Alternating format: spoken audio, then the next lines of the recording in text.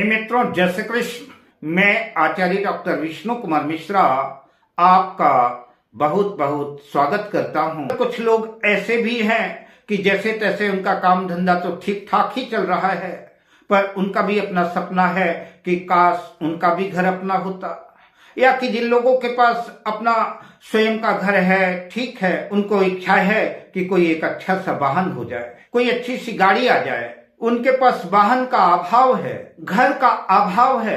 क्या आपकी जन्म पत्रिका में, आपकी जन्म कुंडली में वाहन का योग है कि नहीं है, भूमि भवन का और घर का योग है कि नहीं है? पर मैं विषय क्रम में आगे बढ़ूं उससे पहले आपसे आग्रह, अगर आपने अभी तक हमारे इस चैनल को सब्सक्राइब नहीं किया है तो प्लीज चैनल को सब्सक्राइब करें, साथ ही नोटिफिकेशन बेल को भी प्रेस कर लें।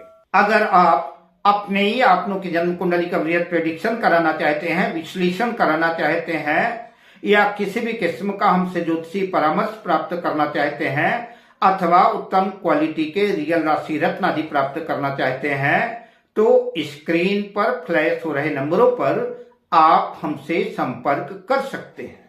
आइए विषय क्रम में प्रवेश करें। अगर किसी भी जातक की जन्म पत्रिका के चतुर्थ भाव का स्वामी और नवम भाग्य भाव का स्वामी लग्न में बैठे हों और संयोग से लग्नेश भी लग्न में स्थित हो, तो जबरदस्त भाग्योदय कारक की स्थितियां बनती हैं। ऐसे जातक निश्चित ही अत्यंत भाग्यशाली होते हैं। केंद्र और त्रिकोण पतियों का मिलन भी निश्चित रूप से राजयोग कारक सिद्ध होता है। ऐसी कंडीशन में जबरदस्त राजयोग निर्मित होता है। ऐसे जातक ओहदेदार पदों पर शासन करने वाले और भाग्यशाली होते हैं। इनके पास शानदार बंगला, लग्जरी गाड़ियां होती हैं, और इसी योग में कदाचित कहीं से शुक्र भी इन्वॉल्वमेंट हो जाए। शुक्र भी अपना संबंध लग्न से या चतुर्थ भाव से स्थापित कर ले, तो ऐसे जातकों के पास एक नहीं कई लग्जरी बंगले और लग्जरी गाड़ियां ऐसे लोगों के पास होती हैं। उदाहरण के लिए मेष लग्न की कुंडली है, लग्नेश मंगल है, चतुर्थेश चंद्र है और भाग्येश देवगुरु बृहस्पति है।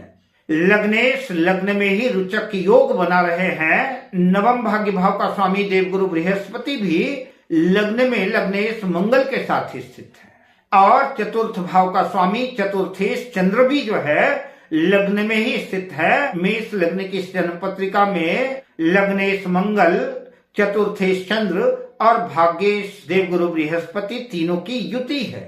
गुरु और चंद्र की युति जहां गजकेसरी योग बनाती है, गजकेसरी योग अपने आप में ही अत्यंत दिव्य सुंदर राजयोग है। वहीं पर चतुर्थ भाव का स्वामी चंद्रमा बनता है, केंद्र भाव का स्वामी है। लग्नेश मंगल लग्न को केंद्र भी कहते हैं और त्रिकोण भी कहते हैं, और देवगुरु बृहस्पति नवम त्रिकोण भाव के स्वामी है। तो इस पत्रिका में केंद्र और त्रिकोण पतियों का सम्मिलन हो रहा है।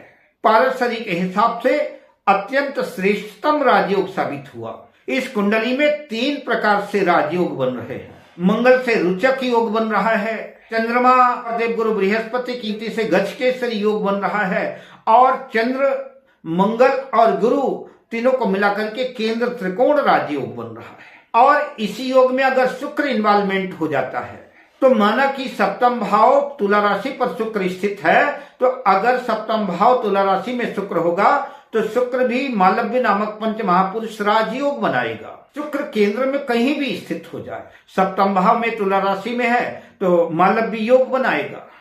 सप्तम भाव पर स्थित शुक्र की दृष्टि जो है लग्न में जाएगी। शुक्र जो है मंगल को दृष्टिपात करेंगे, चंद्र को दृष्टिपात करेंगे, देवगुरु बृहस्पति को दृष्टिपात करेंगे। जिस तरह से देवगुरु बृहस्पति और चंद्र की युति से या कि केंद्र में होने से गजकेसरी योग बनता है, ठीक उसी तरह से शुक्र और चंद्र की युति से भी गजकेसरी योग बनता है। तो अगर सप्तम भाव में स्थित हैं तो लग्न को देखेंगे। सप्तम भाव में अगर शुक्र नहीं है तो दसम भाव में स्थित होकर के अपनी 7वीं दृष्टि से चतुर्थ भाव को देखेंगे, और अगर लग्न में स्थित होते हैं तो लग्न में स्थित होकर के निश्चित रूप से चतुर्ग्रही योग बनेगा, और अगर चतुर्थ भाव में शुक्र स्थित होते हैं तो भी अच्छा ही है। तो ऐसे जातकों को ढेर सारे वाहनों का सुख मिलेगा, और इनका एक बढ़िया आलीशान भव्य महल होगा, सुंदर घर होगा और कई कई लग्जरिया गाड़ियां होंगी। आइए दूसरे सूत्र की चर्चा करते हैं। यदि देवगुरु बृहस्पति चौथे घर में स्थित हो या कि देवगुरु बृहस्पति चौथे घर को देखते हो, चौथे भाव को दृष्टिपात करते हो, तो ऐसे जातकों को बहुत सुख प्राप्त होता है। ऐसे जातकों के पास बढ़िया घर भी होता है और ऐसे जातकों को वाहन का भी सुख प्राप्त होता है। यदि चतुर्थ भाव के स्वामी के साथ चतुर्थ भाव में शुक्र स्थित हो तो ऐसे लोगों के पास भी बढ़िया लग्जरी गाड़ियां होती हैं और बढ़िया सुंदर घर होता है। यदि चौथे भाव के स्वामी के साथ शुक्र नवम भाव, दसम भाव या एकादश भाव में स्थित है तो ऐसे जातकों के पास बहुत सारे वाहन होते हैं, ढेर सारी सवारियां होती हैं। ऐसे जातकों के पास एक सुंदर मकान होता है, सुंदर घर होता है और सुंदर गाड़ियां होती हैं।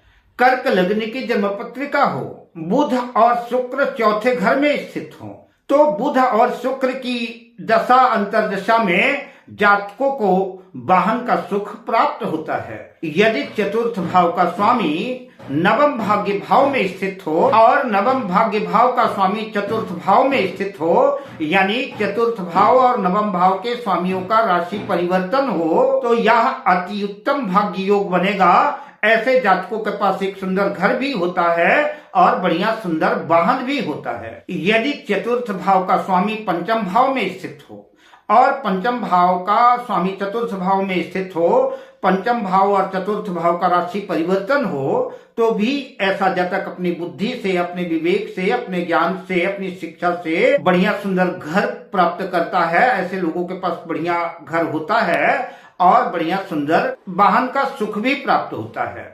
यदि कर्क लग्न हो, बुध और शुक्र चौथे भाव में ही स्थित हो तो बुध की और शुक्र की दशा अंतर्दशा में ऐसे जातकों को वाहन का और भवन का सुख प्राप्त होता है। अब मैं आपसे लेता हूं विदा, मिलता हूं अगली वीडियो में शुभ कामनाओं के साथ। जय श्री कृष्ण।